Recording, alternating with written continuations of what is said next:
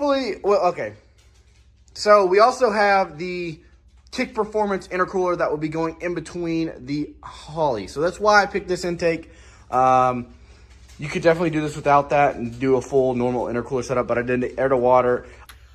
You know, I wanted when I popped the hood of this truck to look like a race car. I didn't want it to look like, you know, just a normal turbo truck, whatever. I want it to look like something you would see when you go to the drag strip and you pop the hood of those cars.